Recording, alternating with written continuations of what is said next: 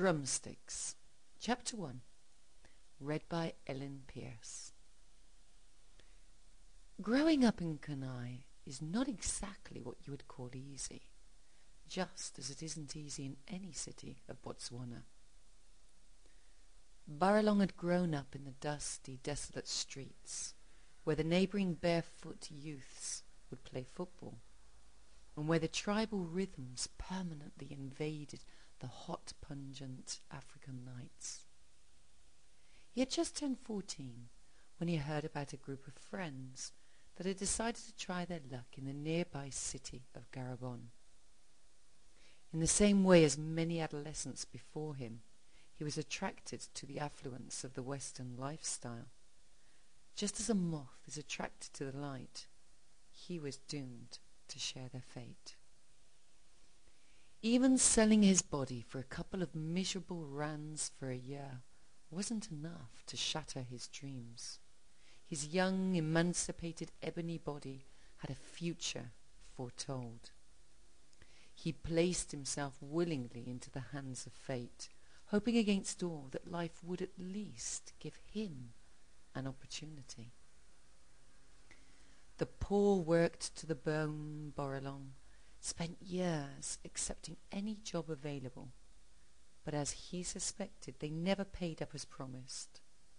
It was only his empty belly that made him get up every morning at 5 a.m. to stand on the street corner waiting for the lorry to come along and offer them penniless work. He whiled away the nights in the squalid North District slums, playing the drums in several jazz groups. When I say that he played, it's because there came a point in which the groups would no longer accept him. The reason being was that as soon as Baralong lifted his hands and beat that first ear-splitting booming tone, the percussion would charge through his hands, sending waves of vibrations to all the muscles of his body, penetrating every single bone, shooting up his spine directly to the brain, like a dart hitting the bullseye, sending him into a state of ecstasy. It always ended the same, with him losing control. The rhythm had taken over him completely, lost in his own world. It was impossible for him to hear the rest of the group, and by now possessed, he continued in one compelling act, driven by the energy that was surging from his hands. The onlookers were driven crazy, but neither the rest of the group nor the owners could bear this flagrant outrage. This ended in a shouting match with the owner that almost came to blows, leaving Baralong roaming the streets of Garabon once more without work. He wearily sat himself down on the ground opposite a shopping centre, resting his head on his drawn-up knees.